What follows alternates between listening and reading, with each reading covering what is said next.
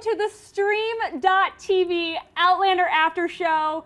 We have all survived Droughtlander. We have made it. I am your host, Keetin Marchi here, and I have my lovely local Outlander, Mr. Ryan Hooks, with me. Hey guys, how's it going? Glad to be here. Yes. Welcome. It's good to have you back, Ryan. It's good to be back, Keetin. I'm glad to see you. You look nice. Oh, thank you. So do you. And new to our panel for the second part of season 1, Miss Jennifer Barnes, everybody. Hi, guys. And welcome. Yeah, Jennifer actually got me into Outlander, so I have her to thank for my love affair. What can I say? The love affair is great with these two. Oh, yes, we go way, way back. But, you know, again, we all survived Droughtlander, and this episode did not disappoint. So what did you guys think? Jennifer, overall thoughts of this episode? It was actually really satisfying. I've got to say, I was really happy with the way they did it. Staying true to the book while still, like, you know, getting things done the way they need to with a TV show. So, yeah, really happy. It was great. Ryan? I loved it. There was explosions, there was sex, you know, there was people getting attacked, and then there was all kinds of turmoil. There was a reckoning. There was a reckoning. The title of the episode. Episode 109, The Reckoning. Yes, absolutely. Yeah, I thought that it basically gave us everything that we needed in an episode, especially after being off for so long. You know, because people have been waiting and waiting and waiting, and I feel like if they would have disappointed, everyone would have let you know, like this episode wasn't what they hoped it would be. So I'm in. Well, they had long enough to frickin' make this episode right. amazing, right? So the coolest thing about this episode, what I thought, and what we saw, they released a few weeks back, the first 5 minutes of the episode, and it's actually from Jamie's point of view. And I mean, Jennifer, if anybody watched the special that is on Starz.com with Ron Moore kind of discussing why they did that. We saw that it mirrored the very first episode ever of Outlander and Claire's kind of perspective too. Right, yeah. right. Yeah, so it mirrored, it was like a nice parallel of how Claire started her first episode, well, the first episode, and then going back and seeing things from Jamie's perspective, which is cool because we don't do that in the book until like book 3. So that was really cool. And what was that line that they both said? It was... it's strange the things we remember. Yes. So that was cool. And they both started with that same line from both their perspectives. Yeah. And it was cool too, like starting the new half of the season 1, because it was such a big gap. It's almost like a new season to a lot of fans. So it's like episode 1 of season 1, now episode 9, even though it seems like a new season because it's so long. It just makes us break the season up, and it almost gives us new, you know, energy about the show and brings things. And I also liked, with the whole perspective, most of his narrative took place down by the river, where he spent a lot of time. That was like his secret place. But I felt like there was a cool contrast, like thinking of a river as somewhere peaceful, where he's like there reflecting and hanging out. Same time, the chaos of the river, where he's like in this inner turmoil with what's going on in his life, and you know, the rocks getting destroyed. So I felt there was a really nice use of that river. And I really enjoyed also seeing kind of Jamie's kind of self-reflection about how every step he's taken in life like has been a choice, whether it's right or wrong, good or bad. Yeah. And now that he's looked back, I mean, it shows that Jamie is growing. I feel like at the beginning of season 1, Jamie was a little bit, he was kind of a boy. And now that he's kind of settling into his marriage and has to be that husband figure. Well, and Claire's kind of making him a man. Yeah. Right? Yeah. That's kind of he's becoming a man through Claire. So that's nice. When there was even the line in season 1 where they were talking about Leary, and you know, he isn't the woman, she's more of a child that you know, Jamie needs. So it's nice to see Claire being able to be that person. Yeah, and I mean, and it was also interesting because Ronald Moore said that this is the story of Outlander. It's not Claire's story. It's Claire and Jamie's story. It's their story together as a couple. So I really enjoyed that. I enjoyed that the TV show is kind of giving us that perspective now rather than waiting until season 3. Yeah, that's nice for sure. Absolutely. Absolutely. And I like too with the perspective, because now we're learning new things about, you know, the world around us. So, you know, getting different perspectives allows us to hear what people are saying about, you know, when they're interacting, because people aren't going to interact the same way with Jamie as they do with Claire. Absolutely. So we're getting more on that aspect as well. And also, while we're thinking about all that fun stuff, don't forget to follow us on theStream.tv on Twitter and on YouTube. Subscribe to our channel. You can stream live. You can also send us live questions here. So make sure you do that. Yeah, and where can we follow you on Twitter, just so we know right now? You can get me at RyanHooks92. And you guys can follow me at Keetin Marchi. It's easy. Jen? And I'm at Oh Hey Jen Barnes. Oh hey, Jen Barnes. Oh hey, it's Jen Barnes. Look at that, sure enough. Let's talk about kind of this fight that happened. I mean, obviously the cliffhanger that we were left with at the end of last season was Jamie in the window holding a gun pointed at Black Jack, saying, Get your hands off my wife. Basically, get your hands off my woman. I'll thank you to take your hands off my wife. Thank you, Jen. She's our book expert here. And I jumped when Black Jack kind of screamed. That whole scene creeped me out, but that scene did kind of lead into it was a catalyst of this whole episode. This fight, this battle between Jamie and Claire, and kind of a huge step forward, I think, in their marriage. It was this scene, the fight scene between Jamie and Claire. Jennifer, you actually told me that this was the audition scene, correct? It was. It was actually one of the scenes that Caitriona Balfe auditioned with when she screen tested with Sam Heughan. So she had the fight scene, and I think it was the scene where he falls off the horse at the beginning. So yeah, and Diana Gabaldon, I think I was telling you earlier, she was saying that Caitriona Balfe as Claire has the most expressive chin, and it was we have a screenshot of that in the fight scene where she's like. Yeah, and it's just her very expressive chin. There it is. Yeah, that's it right there. The anger of her chin. And I like in that scene too when they're fighting, because I could feel that, as Claire, she wasn't backing down, and she kept getting in, Jamie's face. Like, kept getting really close and kept pushing him to show that she wasn't gonna back down and wasn't scared of him, and didn't feel that she was in the wrong for doing what happened. So. No, I mean, I really like that they're already bringing in that same challenge between the two eras. I mean, Claire is a woman of the 1940s, of the 20th century, and Jamie is not a man of that era, and things were very different in how men and women were viewed, and how husband and wives, how their roles happen. Yeah, and Claire does not want to obey him at all. She's like, no, I'm not going to obey you. She's like, hell no. But that's Jesus H. Roosevelt Christ. Come on. Right, but it's interesting because at the beginning it's like, you are not my master, but by the end, we're getting ahead of ourselves. Yeah, maybe we get a little... Simmer down, ladies. Yeah, we'll get there. We'll get there. Hopefully we all get there. So, they did have this huge epic fight, and then props to the acting to both of these actors. I mean, we already know they're so amazing, and I really, really hope that hopefully this year they get recognition. Like, everybody vote. The Emmys, they should both be nominated, truly. We see Jamie break down. And he was for so long being this husband, being this strong man. And as soon as he's fearful of losing the love of Claire, who he is obviously madly in love with, he breaks down. And it's hard to watch a grown man cry. That one line. You're tearing my guts out. Yeah, you're tearing my guts out, Claire. That really got me. That's directly from the book, though. It was, He's talking about hearing her scream and trying to rescue her, and the angst and pain he felt knowing that she was being hurt.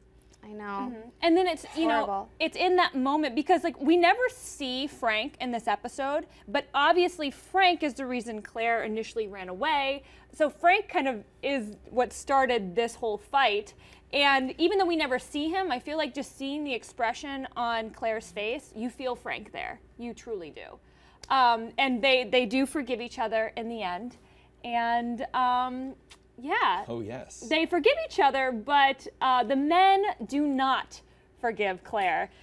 They want more. They want a little bit more before they forgive Claire. So thus we have the Spank Heard round the world. It's been a huge thing on the internet. So many people are just blowing up about, was it right? Was it wrong? I think people are using it as a perspective of time now, and it's obviously to say it's wrong to beat your wife or beat anyone, but in this period, I mean, it's what they did. Yeah, I'm interested in your perspective because you haven't read the book. So, did you know that the spank was coming? How did you feel about that scene? Yeah. we'll save that because I have some questions from fans later about the Spank. Okay. We'll get into that. Okay, we'll get into that. We'll get into that later. We'll save that for the end of the show. I know the Spank, when I saw it initially, because I saw the screening of this episode at Paley Fest, and I was giggling at it. Like, it starts kind of as this flirtatious thing. It's very playful to me, but obviously then it gets a little serious. But to me, because I know Jamie and Claire so well through the books, I didn't think anything of it. My boyfriend was sitting next to me, and he's just gotten into the series, only watching it on TV, and he was appalled that we were in a theater full of a ton of women who were all laughing at basically domestic violence. He was appalled by it. I mean, which I was like, I can kind of see what you're saying, but it's like you don't know Jamie and Claire like I do. But that's the thing. I bet a lot of the people in that theater have read the books, and so they're over that initial reaction. Because when I first read the books, that was like, I was so torn about how I should feel about it, because I got like Jamie's perspective. At the same time, it's like I felt so indignant as Claire. I was like, she better not let him back in the bedroom. And I think too, with reading it, so if you're reading it for the very first time and you're thinking about this, you are probably bringing up memories of events in your life or people who actually have been abused, and it's really, you know, affects them in a different way than someone who's watching it on TV and seeing it portrayed as this. It seems sort of fun and flirtatious. Like, to me, it felt kind of sexual. Like, the whole thing, like, building up, seems like the people that, like, oh, we playfully hit each other, you know, because that's just the kind of relationship we have.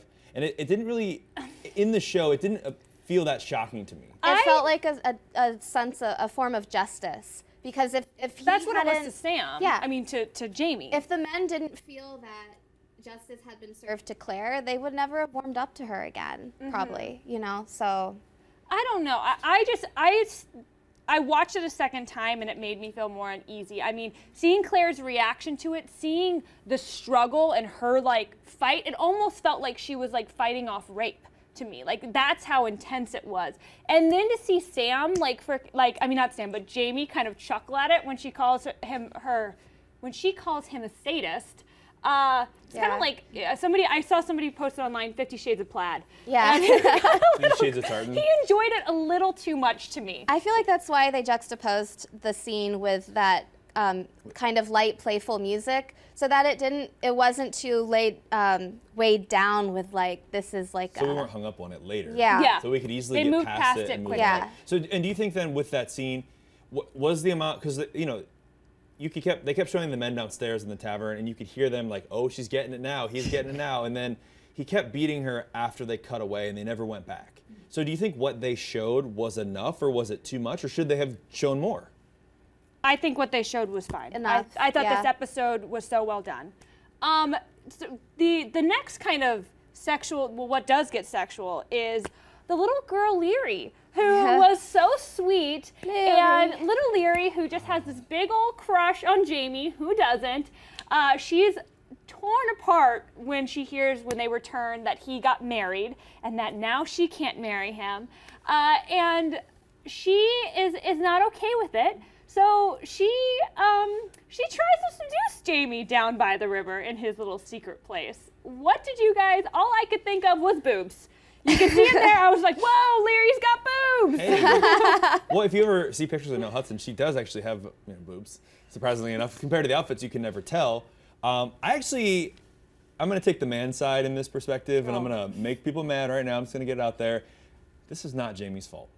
100% not Jamie's fault. Whatever happened before he left is out the window coming back and saying you're married. He was gone for a while. Hey, I'm married. And then he said, listen, dude, stop. No, I can't do this. Even though she kept coming on to him, definitely, Jamie, we're on this together. You're safe. I agree with you. Yeah, I do too. I do too. You're okay. Yeah. I think, honestly, it was just a good little scene to add in there that wasn't in the book, that really illustrates that Leary-Jamie relationship that's going to become so important in a little bit. Well, and not only the Leary-Jamie relationship, but the Leary-Claire relationship, because at the end of this season, that is going to be a huge, huge turning point within the series. So I am excited. I think this was a great addition to kind of this storyline to the television show. I completely agree with you, Jennifer. And I mean, then in the end, we see that Leary left a little gift under the honeymoon suite bed, And what did they call it, Jen? An ill wish. An ill wish. Basically a voodoo doll. Wasn't it? Yeah, basically. Yeah. Yeah, so obviously Leary has it out for these guys, and she has it out for Claire. Claire, yes, Yeah. has it out for Claire because she wants Jamie. Do you think that, there was some Twitter conversation about this, the way that they introduced this scene and then like maybe building into those future relationships, that this was sort of a way for like TV drama, essentially, to do the thing by the river where she comes and she's in her corset only and she drops her coat. Like that could maybe build up a few more things in the next couple episodes that we'll forget about by the end, because it's just, we need some more things to make drama. I guess so. I mean, Did you go with that? No, there's enough drama within the books. Yeah. That I don't think, They don't need to add especially more. knowing like Ron, I don't think they're going to add too much more, and I think they're going to be very good about what they do put in. Yeah. But this was from Jamie's perspective, remember, and we had no idea in the first book what Jamie was going through at this time, and it all makes sense. I do not question it at all. Yeah. Another thing Jamie was dealing with that was huge this episode that we never got in the books that I loved so much was the relationship between Colum and Dougal and Jamie. Obviously, we know that Jamie is kind of, always walking on eggshells with these guys. And it was so interesting to kind of see that kind of challenge that Jamie had to kind of choose sides almost in this episode. But he didn't choose sides. He stayed strong, and he was able to kind of be the mediator instead. Yeah, what do you think, Jen? Great. Yeah, no, it was a really good insight into what could have happened, because of course it's not in the book, but what could have happened between these three guys. And it's so great to see those actors who play Colum and Dougal get some really nice screen time against each other, right? Because I really felt the brother relationship. I felt that chemistry between them. Well, and then the reveal that, that Hamish is They not... finally admitted the fact that Hamish is not his son, because they talked about it in episode 2, where she's like, I saw you playing with your dad. Yes. And then everyone's got really awkward and weird, and so I'm glad they did finally admit that. I also really liked the whole standoff between the two of them. It's, I mean, man, Graham McTavish is an intimidating figure with that beard and that bald head, let me tell you. And he looked like he was a foot ahead over Gary Lewis. Yeah, like, and it's Dougal. He's sick of just being his muscle. Yeah. He's like, I have a cause too that I want to fight for, and Colum's not having any of it. So that'll get interesting. Even said to Jamie that he's pissed that he went off and married a Sassenach because now he can't be his heir. So obviously that was another kind of big reveal of Colum was hoping Jamie would take his place. That's interesting, yeah. Which, that's really not part, in the book. No. So I loved having that. I love seeing that perspective. And so kind of the last thing I want to touch on before we take a quick break is the amazing sex scene. Oh my God. So if we see this picture right here, this looks tame. This is like kind of the Outlander romantic sex we've been getting, but in the books, the sex is dirty and rough, and that's why I feel like women love these books so much. And you can kind of see this shocking picture right here. It was a dirty, dirty sex scene. It was a doozy. It was a doozy. I mean, the blocking in that scene was great. Oh, yes. Just like the steps they took. And I loved at the beginning that she starts out on top, she gets his sword out, and she says some lines which were in the book, which were, if you ever lay a hand on me again, I'll rip your heart out. That's not the exact line, but yeah, like she's threatening him, and then they just, it's so as good. she's continuing to do her thing. Yeah. I was like, girl can multitask. And that's, going back to earlier with the spanking scene, essentially, that's what made me kind of feel as well that it was sort of a sexual thing, because he was doing it to her, and now she's doing it back to him, and it's sort of this weird sexual torture thing that they have going on that they both really kind of liked. But it's not going to turn into 50 Shades of Plaid, I don't think. 50 Shades of Plaid. I mean, I've seen 50 Shades of Grey, and this was better. This sex scene was better than any of the sex scenes in that movie. Yeah, definitely. So anyways, I want to move on to fan questions, but before we do that, you guys, we have to take a quick break, but we will be right back with all of your questions from the interwebs. Bye.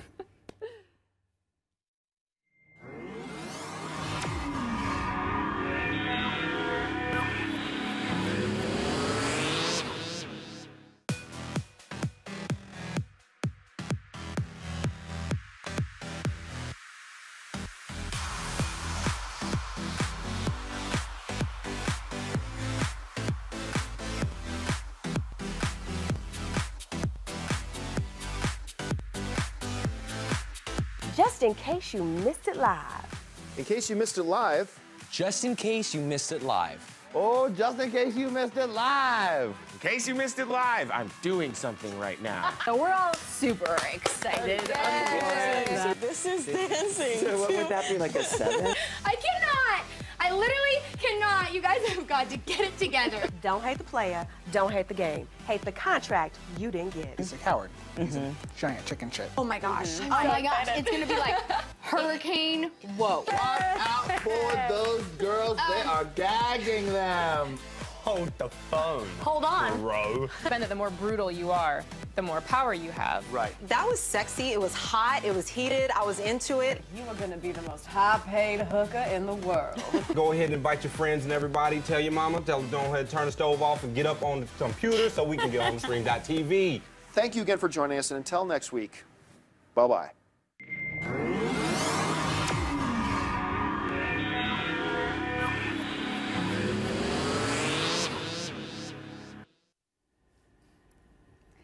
And we're back, guys. Yes. Thank you guys so much again for joining us live on YouTube. Make sure you subscribe to our channel. I think there's a lot of you watching, so hi, shout outs. But Ryan is now going to answer kind of your Twitter questions. Yeah, so I've been sending out a lot of tweets this week and plugging the show, talking about what we want to talk about. And make sure if you're tweeting at us, you at theStream.tv, and also hashtag OutlanderAS. That's where you can send messages directly to us so we can get your fan questions, comments, and I'm going to throw up a few comments for this week because I asked people what they thought about the episode, and also some questions that are for us and our thoughts on the episode. Yeah, follow so all cool, of let's us hit on the first Twitter, one here. Angie Ray at Andre7 said, each episode is better than the last. They continue to outdo themselves. Bravo. They do. I completely agree. All right, Carol Dutcher, she wants to know if Jamie's spanking was justified, or did he do it to save face with the guys, or was it to put Claire, maybe to make her come around? I think it was purely to save face with the guys and to live by his tradition that he believes so strongly in. That's why I believe it, and that's why I forgive Jamie, because, yes. I think it was justified. I think she had to learn a lesson that she's not in the present anymore, in her present anymore, she's in the past. And I think it's maybe not shown so much in the episode, but she really learns a lesson, and you sense that in the books. And a new understanding and like maybe not appreciation, but a new understanding for the time period she's in. I really think it was to save face. I don't think he even wanted to do it or would have thought about doing it unless they had encouraged him to do such a thing, because that's what he's encouraged to do as a man of this time, and the people that are around him are very macho. And I see it as his sense of justice based on the time he grew up in, but knowing Claire, and as the days go by after he spanks her, I think his ideas change about that, because he swears never to touch her again like that. So now it's just dirty touching. All right, so Amy Fan 2 says episode 109 was amazing. Let's face it, best love scene on TV. Hashtag Emmy for Outlander, which we talked about, that we want to get them pulled up for some Outlander Emmys. Please. All right, Karen O'Toole, it was amazing, beyond my expectations. We got a lot of people commenting about the Droughtlander being over and how excited they were and how well the episode pulled off what we've been waiting for. All right, Dove Page, still basking in the Outlander perfection. Never, ever disappoints. No, I completely agree. It never disappoints. All right, this one's from our friends over at the Outlander Espanol. They want to know if we've read the books. I have. And I've read them all. I have not gotten through all the books yet. But yes, I have read the books and I'm continuing to read. And I've read a couple twice. So yes, Jen's read all the books several times. Keaton's read the first couple. I'm right in the middle. And I actually have not read the books. And this has kind of been my angle the whole time, coming in as a fan of the show. And I actually brought an article that I want to read to you real fast. This is from the previous Entertainment Weekly magazine. And they interviewed Jamie and Claire, Sam and Katrina. And it asked them, so many of the fans have been reading and rereading the series to tide themselves over. How far ahead in the books are you guys? And so Katrina says she's through the second book. Sam said he was in the second book but stopped. And here's what he said afterwards I really liked and I'm going to use against you. Okay, so it became quickly apparent that we could get too far ahead of ourselves, that there was so much in the worlds and so much information in the books that if we start playing ahead, we miss what's in front of us.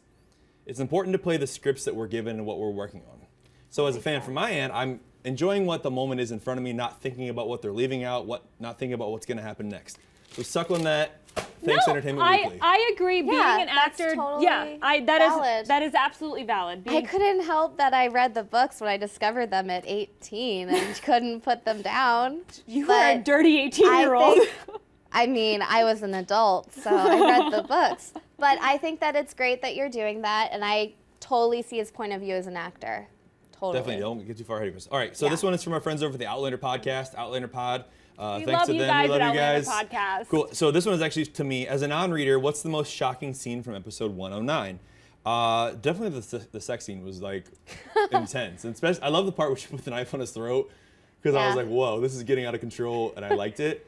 And then this one is to you guys. What do you, as other panelists, think about the expanded role of Laoghaire?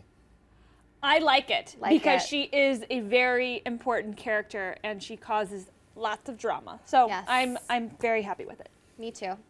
And as the official Outlander on the panel, as we know, this one is for my friends over at the Hooligans. I love the Hooligans. Yes, I've had many conversations with them about wearing kilts. So this one is actually, do we think that more men will be attracted to the series now that it's coming from the perspective of Jamie? I think, yes, it's something, it's more relatable. I mean, it's still a completely different time period, but I love the relatability of hearing how he's feeling as he steps through life and through a new marriage.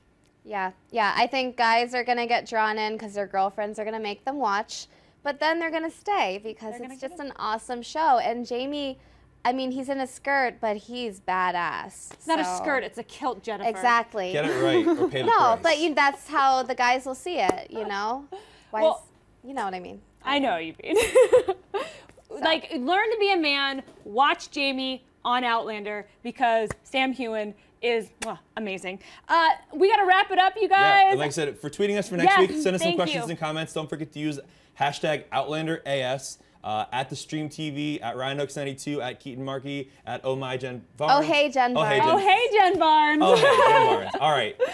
Thank you guys so much for watching. We appreciate you guys kind of being a part of the discussion. Thank you for watching live. And keep the conversation going all throughout the week. We'll be here same time next week live, so make sure you join us. See you next week. See you guys. Bye. Thank you. Bye guys.